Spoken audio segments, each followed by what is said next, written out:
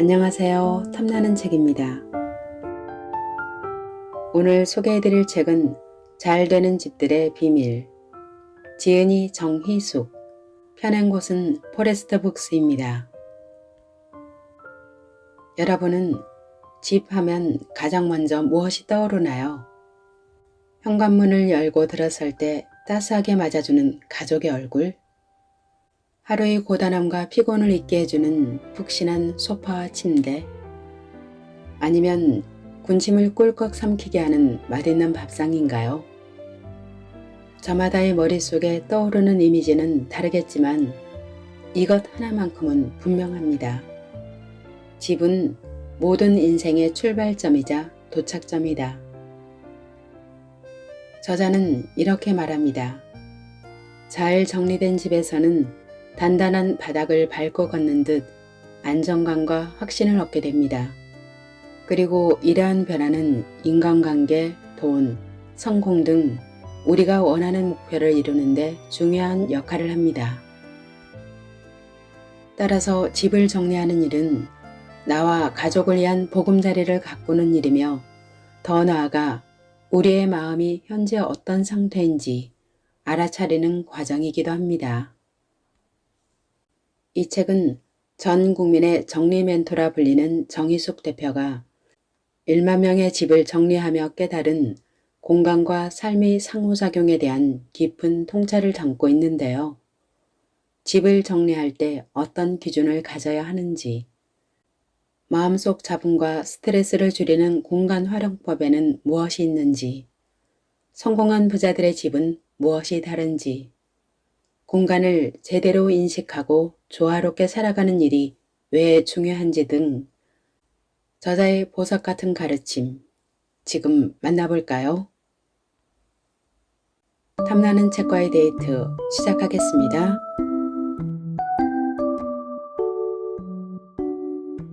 정리가 꼭 필요한가요? 정리 전문가로 살아오는 동안 수없이 받은 질문이다. 과연 정리를 꼭 하면서 살아야 할까? 이 질문에 대한 답변을 하기 전에 아린 씨의 이야기를 먼저 들려주고 싶다. 아린 씨는 30대 후반, 결혼한 지 5년 차였다. 입주를 시작한 신축 아파트로 이사한 지는 1년 정도 되었고 아이 없이 두 부부만 살고 있었다. 만날 날을 약속하고 집으로 찾아갔다. 문을 열자마자 하수구에서 올라오는 것 같은 시큼한 냄새가 났다. 새 아파트에서 이런 냄새가 나다니 화자가 있는 집인가? 어찌나 불쾌한 냄새가 나던지 나도 모르게 얼굴을 찌푸렸다. 현관부터 짧은 복도를 지나 거실로 가는 동안 그 흔한 방향제 하나 보이지 않았다. 거실을 지나 주방에 다다른 순간 냄새의 진원지를 깨달았다. 주방 개수대에 설거지거리가 산더미처럼 쌓여 있었다. 식탁에는 먹다 남은 치킨 몇 조각이 조각모와 함께 종이박스에 말라붙어 있었다. 그 앞에 서서 몇 마디 인사를 나누고는 집을 좀 둘러보겠노라 했다. 그리고는 냉장고 문을 열었다가 얼른 닫았다. 아주 짧은 시간이었지만 개수대에 쌓여있는 그릇들보다 더하면 더했지 결코 덜하다고는 말할 수 없는 풍경이었다. 표정에 크게 미동이 없던 아린 씨도 이때만큼은 살짝 민망한 표정을 지었다. 정리가 필요해 보이긴 하는데 정말 괜찮으시겠어요? 정리라도 안 하면 살 수가 없을 것 같아서요. 집 정리보다 생각 정리가 먼저 필요해 보였다. 그런데 설거지를 왜 이렇게 쌓아두셨어요? 도우미 이모님을 아직 못 구해서요. 당일엔 저대로 두시면 안 돼요. 설거지는 미리 꼭 해주시길 부탁드릴게요. 네, 그런데 남편이 안 하면 저도... 아린 씨는 말을 하다 아차 싶었는지 그만두었다. 그동안 남편이 하지 않으면 본인도 하지 않았던 모양이다. 그 모습을 물끄러미 보고 있자니 이렇게 좋은 집에서 왜 이렇게 살고 있을까 안타까운 마음마저 생겼다. 정리 컨설팅을 하다 보면 분위기가 심리 상담처럼 흘러갈 때가 있다. 냉장고 속이나 옷장 속 같은 내밀한 사적 공간까지 들여다보며 무엇을 원하는지 듣는 경우가 많아서 그런지 이런 얘기까지 하게 될 줄은 몰랐는데 라며 마음의 짐을 풀어내는 분들도 간혹 만난다. 아린 씨가 쌓아두고 사는 것은 개수대의 그릇만이 아니었다. 옷장 문을 열었더니 터진 둑에 물이 쏟아지듯 우르르 쏟아져 내렸다. 행거에 걸려있는 옷들이 거의 없다시피 했다. 옷걸이에 걸어두기만 해도 손이 훨씬 덜 갈 옷들이 무방비 상태로 쌓여 있었다. 서랍 속엔 양말과 속옷이 엉켜 있었고 침대 위에도 옷들과 이불이 한데 섞여 있었다. 드레스룸은 아예 발 디딜 틈조차 없었다. 옷은 어떻게 갈아입고 잠은 도대체 어디에서 자는지 진심으로 궁금해졌다. 다른 방들도 마찬가지였다. 부부 2명이 사는데 부족함이 없어 보이는 40평대의 아파트가 그 어떤 관심도 받지 못한 채 내팽겨진 채로 덩그마니 놓여 있었다. 아린 씨와 그녀의 남편이 어떤 삶을 살아왔는지는 알 수 없었지만 지금 두 사람의 관계가 어떤지는 집을 통해서 볼 수 있었다. 결코 사이가 좋다라고 말할 수는 없는 느낌. 아린 씨는 자신의 집인데도 불구하고 공간에서 자유롭게 활보하는 느낌이 들지 않았다. 되도록 공간을 침해하지 않으려는 듯 소파에 앉을 때에도 두 다리를 올리고 무릎을 구부린 채 최소한의 공간만 쓰고 있었다. 너무나 외롭고 춥고 쓸쓸해 보였다. 집에 대해 공간을 바꾸는 일에 대해 이런저런 이야기를 나누던 중에 아린 씨가 조심스러운 목소리로 자신의 이야기를 꺼냈다. 결혼에 대한 기대가 컸지만 막상 함께 살면서 사사건건 부딪혔다고 한다. 자신은 남편과 오랜 시간 함께하길 바랐는데 남편은 출장도 잦은 데다 혼자만의 시간도 필요한 사람이었다. 아린 씨는 결혼하면서 다니던 직장을 그만두었는데 일을 계속할 걸 하는 후회가 든다고 했다. 그렇다고 다시 일을 시작하자니 경단녀로서 두려움이 앞을 가로막았다. 그러다 우연히 텔레비전에서 정리 전과 후에 달라진 집을 봤는데 바뀐 집을 보는 사람들의 표정이 기적처럼 달라진 얼굴이었다고 했다. 아린 씨는 지금 집에서 행복하지 않다고 말했다. 아린 씨의 집을 보면서 속마음을 헤아려 보았다. 마음의 소리는 실제 들리지 않았지만 집이 대신 말하는 소리를 들을 수 있었다. 그것은 내가 많이 외롭고 힘들어요 라는 간절한 외침이었다. 결과적으로 아린 씨는 집 정리를 한 후 좀 더 적극적으로 심리 상담을 받게 되었다고 했다. 일주일에 한 번도 외출을 하지 않았던 적도 있지만 이제는 하루에 한 번씩 나가 천천히 산책을 하고 집으로 돌아온다. 무엇이 변화를 가져왔을까? 정확한 이유는 알 수 없어도 그녀가 해준 말이 마냥 고맙고 반가웠다. 밖에서 돌아올 때 집이 나를 반겨주는 것 같아요. 정리를 시작하길 정말 잘했어요. 자신이 머무는 공간을 정리하고 감정의 변화를 겪은 사람이 아린 씨가 처음은 아니다. 정말 많은 사람들이 저마다 기대감을 품고 집을 정리하고 싶다는 의뢰를 해온다. 정리가 끝나면 기대했던 것만큼 만족해야 한다. 무엇을 기대했는가는 사람마다 다르지만 한 가지 공통점이 있다. 신기하게도 정리가 삶의 변화로 이어진다는 사실이다. 내가 맡은 모든 집들이 100% 완벽함으로 불릴 만한 기적의 정리를 성공시켜서일까? 그렇다고 생각하진 않는다. 아마도 공간이라는 외양의 변화가 그곳에 사는 사람의 내면의 변화를 이끌어냈기 때문이 아닐까? 공간이 하는 말, 집에 머문다는 것의 의미. 아침에 일어나 자신이 살고 있는 공간을 바라본 적이 있는가? 사랑스러운 눈길로 둘러보고 포근한 손길로 매만지며 내가 잠을 자고 먹고 씻고 휴식을 취하는 집이라는 공간에 감사를 표현한 적 있는가? 나를 감싸는 공간의 분위기에 만족스러워서 매일 아침 행복한 기분으로 하루를 시작하고 있다면 당신은 당신의 공간을 무척 사랑하는 사람일 것이다. 그리고 동시에 당신의 공간에게 사랑받는 사람일 것이다. 우리가 공간을 사랑할 수는 있어도 공간이 우리를 사랑하는 것은 이해가 되지 않는다고. 천만에 우리가 공간을 사랑하는 만큼 공간도 우리를 사랑한다. 그것도 무척 많이, 진정으로. 공간은 살아있기 때문이다. 우리는 하루에도 몇 번씩 다른 공간 속에 머문다. 그 공간은 집일 수도 있고 방일 수도 있고 어떤 카페의 테이블 앞이거나 도서관 의자 위일 수도 있다. 나는 때때로 일상의 공간을 떠나 특별한 공간을 찾아간다.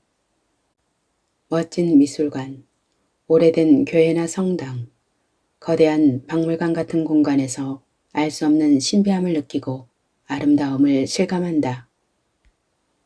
꼭 실내에만 한정되는 것은 아니다. 바다에서 수영을 할 때, 비행기를 타고 하늘을 건너갈 때, 공원에서 산책을 할 때, 폭포나 사막, 호수 같은 자연 앞에서도 우리는 의식적으로든 무의식적으로든 공간을 느끼고 즐기고 맛본다. 좋은 공간에 머물 때 우리의 정신은 고양되고 마음은 편안해진다. 사는 공간에 따라, 오래 머무는 공간에 따라 사람도 그 공간을 닮아가는 게 아닐까. 우리가 일상에서 가장 오래 머무는 동시에 가장 중요하게 여기는 공간은 어디일까? 바로 집이다. 정리 전문가로 살아오는 동안 나는 수없이 많은 집들을 방문했다. 화목한 집도 있었고 불화를 겪는 집도 있었으며 슬픔에 젖어 있는 집도 있었고 새로운 희망이 태어난 집도 있었다. 집에 대해 갖고 있는 생각은 그만큼 특별한 듯하다. 우리가 흔히 그 집은 말이야 라고 할 때 그 집은 사물로서의 집만 의미하진 않는다. 집은 건축 양식을 지닌 하우스인 동시에 가정을 뜻하는 홈이며 심리적 소속감을 느끼는 가족이기도 하다. 다인 가족이든 1인 가족이든 집의 의미는 이렇게 다양하다. 집을 정리하는 일은 나에게 중요한 공간을 돌아보는 일이고 나와 가족을 위한 보금자리를 가꾸는 일이기도 하며 더 나아가 우리의 마음이 현재 어떤 상태인지 알아차리는 과정이기도 하다. 그렇기에 집을 정리하는 일은 단순히 짐을 정리하는 일이 아니라고 생각한다. 방치한 공간을 보살피는 일이고 죽어있던 공간을 살리는 일이다. 그런데도 많은 사람들은 집 정리를 물건을 정리하는 것으로 단순하게 생각한다. 물론 물건을 정리하는 일도 정리의 일부인 것은 맞지만 마치 그것이 정리의 전부라고 생각하면 곤란하다. 책상 서랍 하나, 현관에 놓인 신발들을 정리하는 작은 일 하나가 생각보다 당신에게 미치는 영향은 클 수도 있기 때문이다. 단지 집을 정리했을 뿐인데 생기는 변화들. 정리 전문가인 내가 정리에 대해 옷을 예쁘게 접고 그릇을 착착 쌓아 올리며 팬트리 선반에 하얀 수납 도구들을 나열하면서 단순히 집을 보기 좋게 만드는 일로만 여기는 게 아니라 그보다 더 큰 의미가 있다고 말하는 데에는 이유가 있다. 공간이 한 사람 또는 한 가족의 삶을 상징적으로 보여주며 심지어 심리 환경을 바꾸는 것을 수없이 목격했기 때문이다. 실제로 어떤 고객은 이런 말까지 한 적이 있다. 물건을 줄이고 나니 삶을 잘 통제하고 있다는 인식이 들었어요. 집을 정리했는데 자존감이 높아지더라고요. 그깟 정리가 뭐 그렇게까지 대단하냐 싶지만 제게는 그랬어요. 하나를 정리하면서 내가 할 수 있는 사람이라는 걸 깨달았거든요. 내가 할 수 있는 사람이라는 것. 이 사실을 깨닫게 된 것은 정리를 하면서 그에게 없었던 능력이 생겨서가 아니라 자신이 어떤 사람인지 다시 기억하고 회복했기 때문이 아닐까. 정리의 효용성은 여기서 끝나는 것이 아니다. 좋은 공간에 머물면 더 많은 에너지와 자유를 느낄 수 있다. 단단한 바닥을 밟고 걷는 듯 안정감과 확신을 얻게 되는 것이다. 그리고 이러한 변화는 우리의 삶에 긍정적인 영향을 끼친다. 집중력과 창의력이 높아지고 더 많은 것들을 성취할 수 있게 된다. 이런 의미에서 정리는 자신과의 대화이기도 하다. 물건들과 함께했던 기억과 감정을 되새기고 그들이 우리의 가치와 목표를 반영하고 있는지를 고민하며 불필요한 것들을 버림으로써 더 나은 방향으로 성장해 나갈 수 있다. 우리는 각자 저마다의 고민을 끌어안고 살아간다. 좋아하는 사람이 다른 사람을 좋아해서 고민이라는 사람도 있고 이직을 해야 할지 말아야 할지 고민하는 사람도 있으며 투자한 주식의 가격이 떨어져서 고민을 하는 사람도 있다. 집을 팔아야 할지 사야 할지 다이어트를 해야 할지 말아야 할지 그 인간과 손절해야 할지 한 번 더 참아야 할지도 고민이다. 이렇게 복잡한 고민거리 속에 정리를 하나 더 얻는 것이 오히려 마음을 힘들게 하는 일인지도 모르겠다. 해답을 알 수 없는 상황에 부딪힐수록 생각이 복잡할수록 마음이 혼란스러울수록 자신이 살고 있는 공간을 정리해 보세요 라고 말하는 이유가 있다. 정리를 하다가 일과 관계에 대한 인사이트를 얻는 일이 제법 많기 때문이다.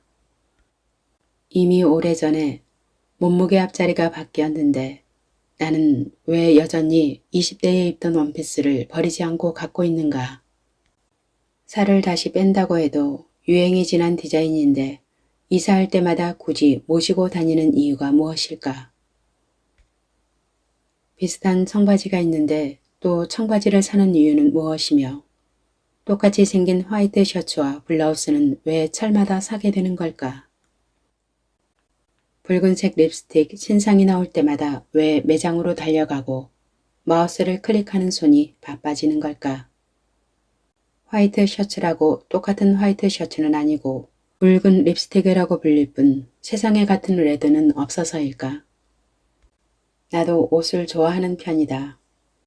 쇼핑몰과 백화점에서 두근거리는 마음으로 쇼핑하는 것을 즐기던 때도 있었다. 방송 출연을 하면서부터는 한 번 입은 옷을 또 입으면 금세 티가 나서 옷에 대한 필요성을 더욱 많이 느끼게 되었다. 그럼에도 지금은 예전보다 옷을 덜 산다.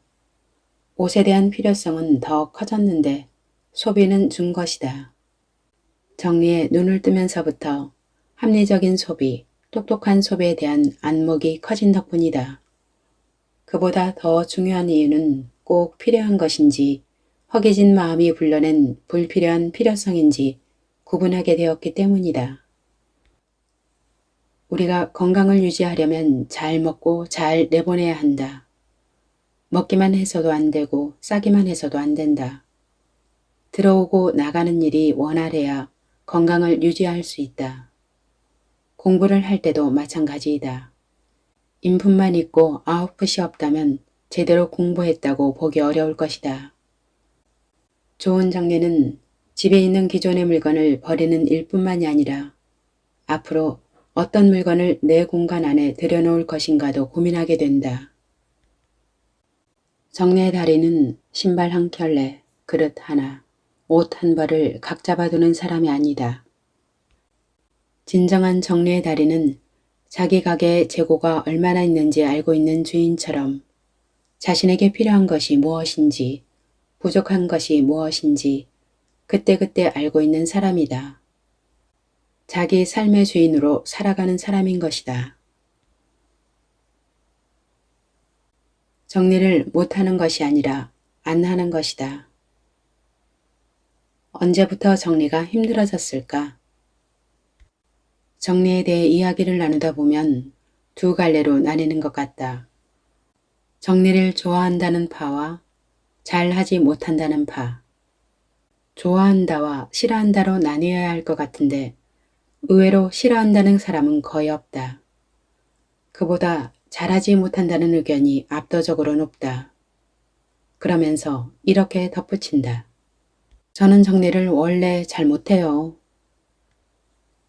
원래라는 말은 처음부터라는 뜻인데 정리에 대한 DNA라도 갖고 태어났다는 것일까? 그렇다면 정리를 잘하는 집안과 가문은 따로 있는 것일까? 정확하게 확인할 방법은 요원하지만 정리는 재능보다는 습관에 가깝다고 생각한다. 정리를 못하는 사람도 정리법을 배우면 평균 이상은 할 수 있다는 뜻이다. 내가 정리를 학습이라고 말하는 이유는 단순하다. 처음부터 정리를 못하는 사람은 없다고 생각하기 때문이다. 자신의 과거를 떠올려 보자. 아주 어린 시절로 거슬러 올라가면 어린이집에 다닐 때부터 쓴 물건은 제자리에 두기를 배웠을 것이다. 유치원이나 초등학생 때도 일종의 생활 습관으로 우리는 물건을 깨끗하게 쓰거나 제자리에 두는 법을 배운다. 그 시절 우리는 모두 정리의 왕이었다. 그런데 언제부터 정리가 이렇게나 어려운 일이 되었을까? 정리가 힘들어지는 순간은 명료하다. 통제 가능한 공간이 넓이에 비해 물건이 과도하게 많아질 때이다. 내가 만난 원래 정리를 못한다고 말하는 사람들에게는 몇 가지 공통점이 있었다. 아래 체크리스트를 보면서 스스로의 정리 점수를 매겨보자. 동전이 집안 곳곳에 굴러다닌다. 택을 뜯지 않은 옷이 많다. 고장난 전등이 하나 이상 있다. 집안에 죽은 화분이 방치되어 있다. 옷장이 아닌 소파나 식탁 의자 등에 옷이 쌓여 있다.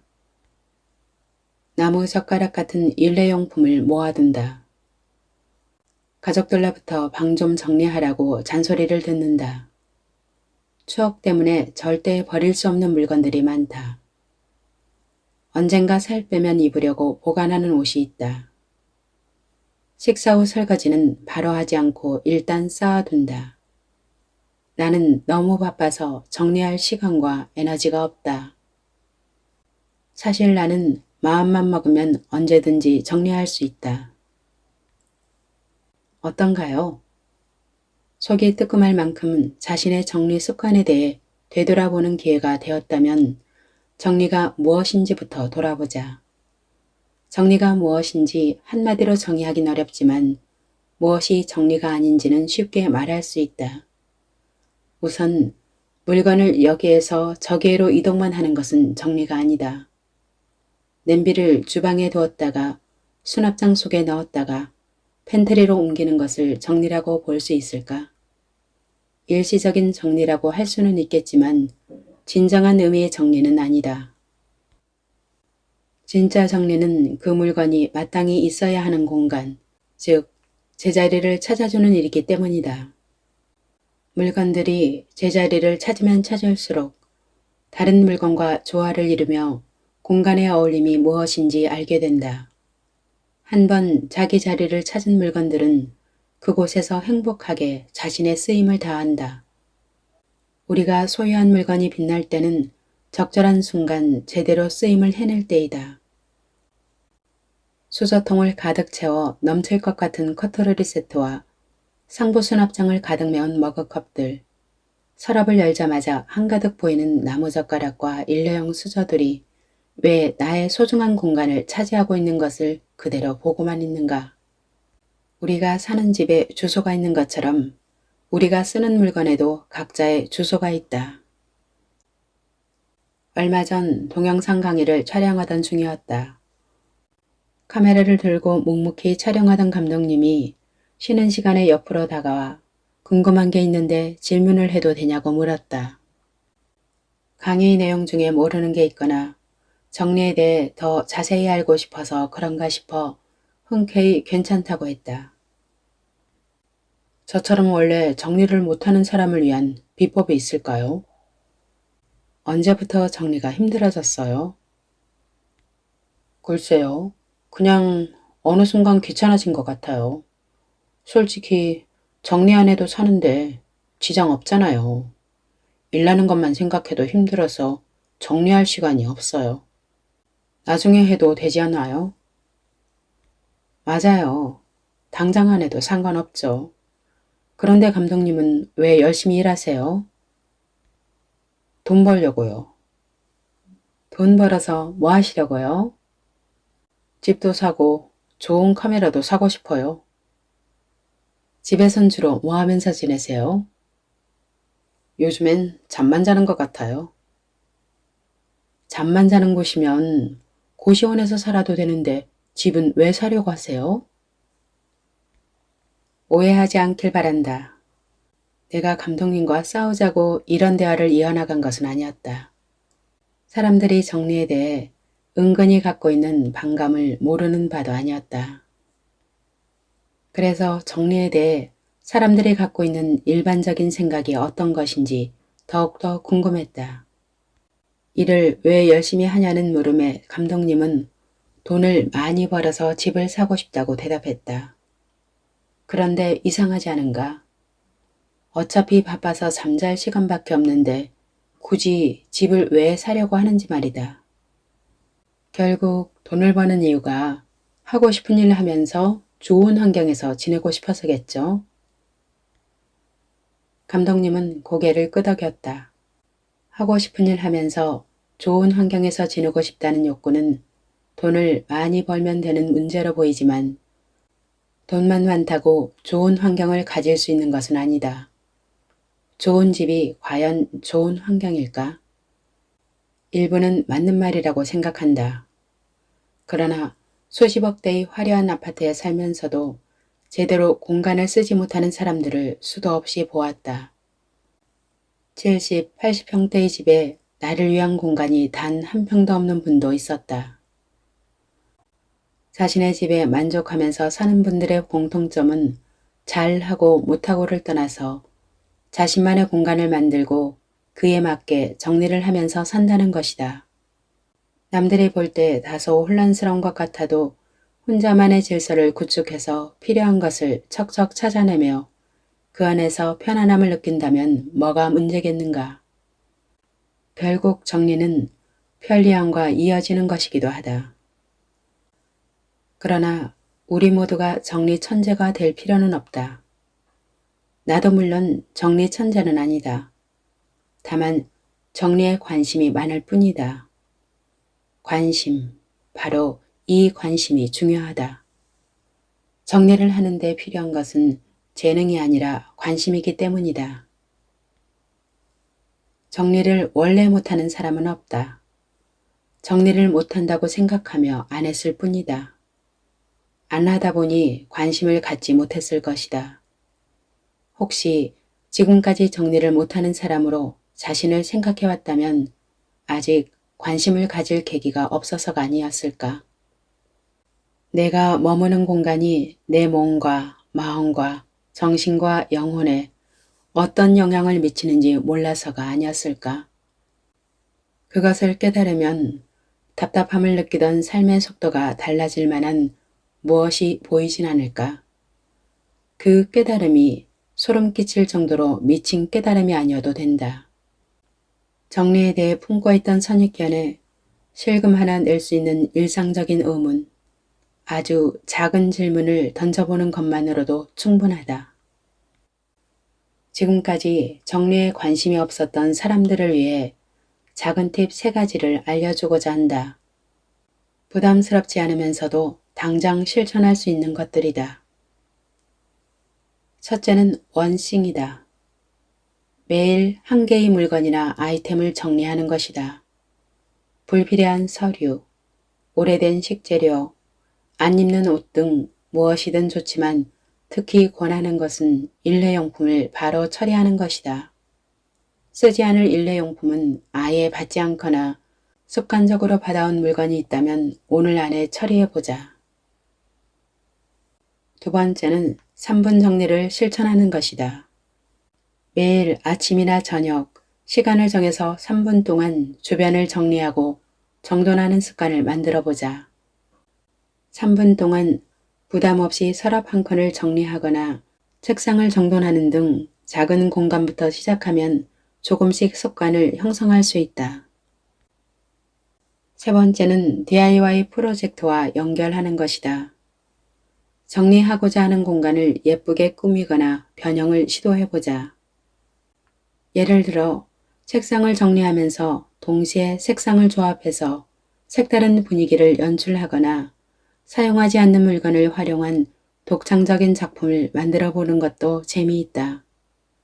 정리와 창작을 결합하면 의외로 즐거운 경험을 얻을 수 있다.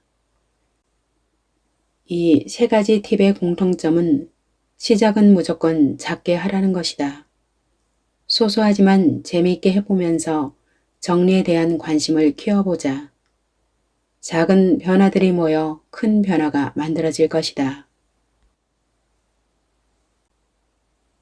부자들의 집 정리는 무엇이 다를까? 공간의 가치를 생각하다. 벌써 6, 7년 전의 일이다. 겉으로 보기엔 별다를 것 없이 비슷한 아파트였는데 실내로 들어가는 순간 반전 매력을 느꼈던 집이 있다. 멋진 그림들이 공간과 조화를 이루는 모습이 인상적이기도 했지만 집의 주인이 너무 젊어서 놀랐던 기억이 난다. 30대 중반의 부부는 고양이 한 마리를 키우면서 살고 있었다. 부모님께 유산을 물려받았나 생각했는데 자수성가를 이룬 적이었다. 둘 다 전문직이어서 고액의 연봉을 받고 있었지만 아내가 한 투자가 성공하면서 꽤 많은 돈을 벌었고 덕분에 원하던 집으로 이사를 왔다고 했다. 한강에 보이는 전망에 주변엔 숲이 있어서 100만 불짜리 집이라고 해도 손색이 없었다. 실내는 한마디로 깔끔했다. 과도한 장식이나 불필요한 소품은 일체 없었다. 부부가 모두 단순한 디자인을 선호하는 듯 심플한 미적 감각을 살린 인테리어가 돋보였다. 가구도 딱 필요한 것만 갖추고 있었는데 두 사람의 취향을 반영한 듯 디자인도 아름다웠지만 기능과 품질도 높은 제품이었다. 특히 나무 의자 하나가 눈길을 끌었다. 의자가 정말 멋져요. 좋아하는 북유럽 디자이너의 작품이에요. 벌써 10년이나 됐는데 쓰면 쓸수록 만족스러워요. 첫눈에 반했는데 국내에 재고가 없어서 1년을 기다린 끝에 받을 수 있었어요. 이제는 단종이 되었다는데 운이 좋았죠? 그럼 그전에는 어떤 걸 쓰셨어요? 마음에 드는 게 없어서 아무것도 안 샀어요. 멋지고 예쁜 의자는 많았지만 이것만큼 마음에 드는 건 없었거든요. 조금 불편했지만 괜찮았어요. 불필요한 물건을 집에 들여놓고 참는 것보단 낫죠. 기다리는 설렘이 더 컸고요. 마인드 자체가 다르다거나 할까? 원하는 것이 분명했고 목표가 뚜렷했다. 이런 성향은 초기 컨설팅 과정에서도 나타났다. 부부는 정리에 대해 나름대로 공부를 하며 깊이 이해하고 있었다. 단순히 물건을 보기 좋게 나열하거나 정돈하는 게 아니라 공간을 구분하고 물건의 제자리를 찾아주며 집의 정체성을 만들어가는 일이라고 생각한다고 했다. 물건을 신중하게 고르다 보니 불필요한 물건들을 사지 않게 되었어요. 적은 수의 물건을 소중히 쓰는 게 좋더라고요. 기능과 가치를 꼼꼼하게 따져 구입한 물건은 10년 넘게 쓰죠. 물건 하나를 골라도 그 쓰임 자체에만 주목하기보다 그 물건이 놓일 공간까지 염두에 두었다. 마음에 들어도 집에 어울리지 않는 가구는 단호하게 사지 않는다는 것이다. 저절로 고개가 끄덕여지는 지점이었다. 둘러볼수록 부부의 개성이 묻어나는 공간이었다. 자신들이 꾸준히 업데이트해왔지만 이번 기회에 한 차례 업그레이드 될 것이라고 기대가 컸다. 컨설팅을 하면서 요청받은 지점은 개인 공간의 분리였다. 함께 살다 보니 개인 공간의 중요성을 인식하게 되었고 휴식과 충전에 필요한 자신만의 공간이 필요하다고 했다. 세 개의 방을 지금은 구분 없이 쓰고 있지만 한 개는 침실로, 다른 두 개의 방은 각각의 독립적인 공간으로 만들고 싶다고 했다. 논의 끝에 남편의 방은 남편의 취미를 한데 모은 공간으로, 아내의 방은 글을 쓰는 작업실로 분리했다. 정리가 끝나고 부부는 각자의 방을 돌아보며 만족스러운 표정을 지었다. 나 또한 결과에 뿌듯함을 느꼈다. 함께 있는 시간도 소중히 여기지만 각자의 시간도 존중해주는 부부의 모습이 보기 좋았다. 이들이 오랫동안 기억에 남은 이유는 집을 짐을 쌓아두는 곳이 아니라 삶의 공간으로 이해하며 살아가고 있었기 때문이다. 젊은 나이에 성공과 부를 이룰 수 있었던 것도 이런 태도 덕분 아니었을까? 이후에도 성공해서 부를 이룬 사람들의 집에 가는 일이 많았다. 이들이 다른 사람들과 무엇이 다른지 자연스럽게 관심이 갔다. 멋지고 화려한 인테리어로 눈길을 끄는 집도 있었고 담백하고 절제된 아름다움을 간직한 집도 있었다. 그들은 평소에도 꾸준히 집을 정리하고 있었고 적당한 시기가 되면 전문가에게 집 정리를 부탁하곤 했다. 시간이 지나고 경험이 쌓이면서 성공한 사람들이 공간을 대하는 태도에 몇 가지 공통점이 있다는 것을 알게 되었다. 그 공통점을 5가지로 정리하면 다음과 같다. 가장 먼저 손에 꼽고 싶은 점은 정돈과 조직을 중요하게 여긴다는 점이다. 집안의 물건들을 체계적으로 분류하고 정리함으로써 필요한 물건을 쉽게 찾을 수 있고 집이 공간을 효율적으로 활용하고 있었다. 무작정 쌓여있는 물건들은 시간과 에너지를 낭비하게 만들며 정리된 환경은 더 효과적으로 작업하고 생활하는 데 도움이 된다는 것을 충분히 인식하고 있었다. 아마존 창업자 제프 베이조스는 집을 체계적으로 관리하며 생활의 효율성을 추구한다고 한다. 이런 습관은 아마존을 운영하는 데 필요한 조직적인 능력과도 연관이 있을 것이다. 두 번째는 의외로 단순함을 존중하고 추구한다는 점이다. 불필요한 물건을 최소한으로 줄이고 가장 필요한 것들만 보관하는 것을 선호했다. 물건에 지나치게 의존하지 않으며 깨끗한 공간을 만드는 것을 집에 대한 가치관으로 삼고 있었다. 단순함을 추구함으로써 불필요한 소비를 줄이고 집안에서 정신적으로도 안정을 찾는 것이다. 세 번째는 물건이 적은 대신 가치 있는 물건을 중요하게 여기고 소중히 다룬다는 점이다. 특별한 의미가 있는 물건들, 특히 성공적인 이벤트와 관련된 기념품 등을 소중히 보관했는데 이것이 가능한 현실적인 이유는 그만큼 여유 있는 공간에서 살고 있기 때문일 것이다. 그러나 아무리 공간이 넓어도 공간을 넘어설 만큼 물건이 많다면 소용없는 일이다. 부자들은 공간에 맞게 물건들을 정리하고 보관하는 방법을 찾음으로써 공간을 깨끗하게 유지하고 감정적인 피로를 피하고 있었다. 네 번째는 효율적인 공간 활용을 굉장히 중요하게 여긴다는 점이다. 집이 크기가 크든 작든 모든 공간을 효율적으로 활용하고 있었다. 불필요한 물건들이 많이 쌓이지 않도록 매일 공간을 정리하고 필요한 물건을 적절히 배치하는 공간 활용법을 묻는 일이 많았다. 일을 할 때 효율성을 중요하게 생각하는 것처럼 정리가 일상생활에서의 편의성과 효율성을 높여주며 자유로운 움직임과 집에서의 생활 만족도를 높여준다는 점을 잘 알고 있었다.